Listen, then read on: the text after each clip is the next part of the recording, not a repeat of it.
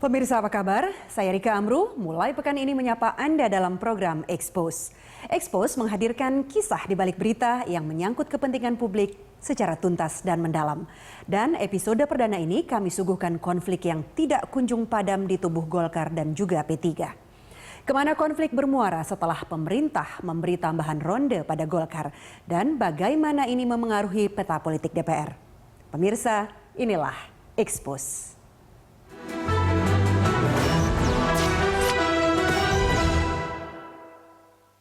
Untuk kali pertama dalam sejarah Golkar, ada ketua umum yang langgeng 2 periode. Dan lagi-lagi memecah rekor, terjadi bentrok fisik terkait perebutan kursi ketua umum.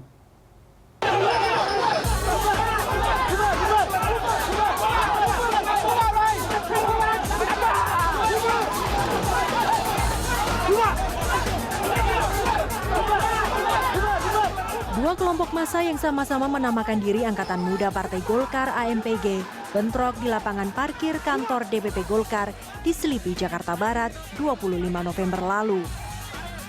Wakil Presiden Yusuf Kala yang juga tokoh senior Golkar menyebut ini kali pertama dalam sejarah.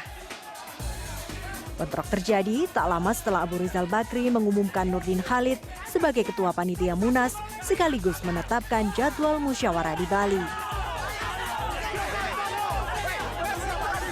Sehari sebelumnya, AMPG versi Yoris Raweyai memaksa masuk kantor DPP Golkar yang tengah menggelar rapat pleno persiapan Munas 9 di Bali pada 30 November.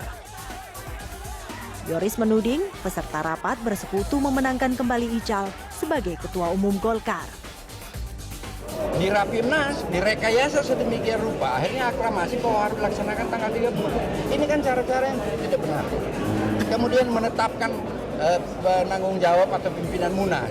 Kemudian materi-materi mereka sudah rancang sendiri dengan melakukan penekanan, intimidasi, provokasi, baik kepada kader-kader tingkat 1, tingkat 2 untuk memaksakan menandatangani ini dengan pakai duit. Ini ingat, memaksakan, kita nggak tahu, saya nggak mau bicara itu, ada hukum yang lain yang bisa menyelesaikan itu. Untuk memberikan aklamasi kepada Abu Rizal. Prestasi apa yang dia sudah raih selama dia memimpin Golkar ini 5 tahun? Ketidakpuasan sejumlah pengurus terhadap kepemimpinan Abu Rizal lantaran dianggap memaksakan kehendak untuk menggelar Munas akhir November memunculkan Presidium Penyelamatan Partai yang diketuai Agung Laksono. Rapat pleno DPP Golkar memutuskan memecat Abu Rizal dan Sekjen Idrus Marham. Namun Munas ke-9 Partai Beringin tetap berlangsung di Nusa Dua Bali 30 November hingga 3 Desember lalu dengan agenda pemilihan Ketua Umum Golkar.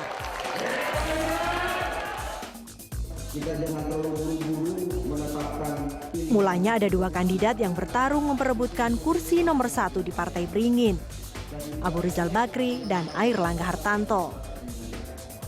Belakangan, Airlangga mengundurkan diri lantaran Munas dinilainya tidak demokratis. Ketua DPP Partai Golkar ini menganggap tata tertib pemilihan ketua umum janggal karena cenderung mengarah pada pemenangan Ical secara aklamasi. Apalagi pada saat yang sama, beredar rekaman suara Nurdin Khalid yang diduga mengatur pemenangan Ical. Bikin keonaran dalam sidang, kemudian memancing keamanan masuk ke beban. Itu sekarang. Itu sekarang. Nah, sekarang semua partai kita partisipasi. Maka DPD 1 memutuskan kita harus punya jagoan di dalam ruang sidang. Dan jagoan itu adalah bapak-bapak sekalian. Apa yang harus diperjuangkan? Pertama adalah tata tertib. Tata tertib Munas. Ini kunci. Kalau tata tertib Munas ini bisa sahabat-sahabat 68 orang ini sebagai tulang punggung, sebagai jubir, sebagai orang yang kita andalkan untuk menguasai persidangan, tentu nanti dengan ketua-ketua DPD, dengan yang lain, ya. Tetapi dengan adanya floor leader ini, inilah yang menjadi garda terdepan. Mengenai persyaratan surat itu tidak pernah ada. Wajarnya dalam proses demokrasi itu syarat pencalonan itu berdasarkan ADART harusnya 2 putaran voting secara tertutup. Jadi voting dengan surat menyurat kan tidak bisa menggantikan suara voting di kotak suara. Yang kami perjuangkan hanya meminta pemilihan umum itu dilakukan di kotak suara, bukan di surat menyurat. Dan mudah ditebak, Ical kembali menjadi ketua umum. Ini pertama kali dalam sejarah Golkar punya ketua umum yang sama 2 periode. Munas Bali juga memutuskan memecat anggota Golkar yang masuk presidium penyelamatan partai. Tak mau kalah set, kubu Agung Laksono ngebut menggelar Munas di Ancol, Jakarta. Ini agar bisa menyusul kubu Ical, mendaftarkan kepengurusan partai ke Kementerian Hukum dan HAM. Ada 3 hal yang sangat mendasar kenapa kita harus lakukan ini. Pertama, keputusan Munas ke-9 Bali yang dilaksanakan itu ada 3 hal. Pertama, menolak Perpu. Kedua, menolak untuk pemilu legislatif dilakukan secara proporsional terbuka, jadi kembali ke proporsional tertutup. Itu kan sudah bertentangan dengan tujuan demokrasi yang kita bangun di sekarang ini. Dan yang ketiga, ada upaya untuk pemilihan presiden itu dikembalikan melalui MPR. Dalam Munas Jakarta, kursi ketua umum diperebutkan oleh Agung Laksono, Priyo Budi Santoso, dan Agung Gumiwang Kartasasmita. Yoris Raweye mengklaim Munas Jakarta sudah sesuai dengan ADART partai dan quorum karena sebanyak 384 DPD tingkat 1 dan 2 terdaftar sebagai peserta. Sejumlah kader yang hadir di Munas Bali juga menjadi peserta Munas Jakarta.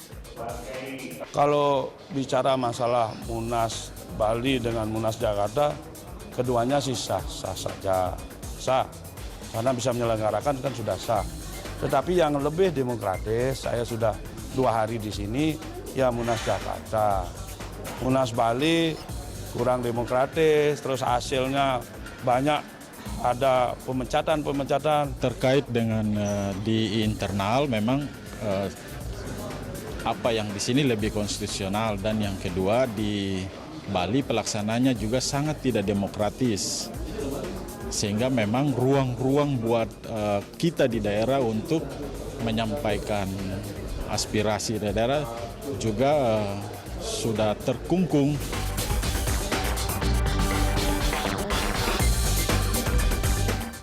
Pemerintah tidak mau menjadi wasit konflik Golkar. Partai Beringin ini justru mendapat tambahan ronde untuk menyelesaikan konfliknya. Ikuti terus Expose.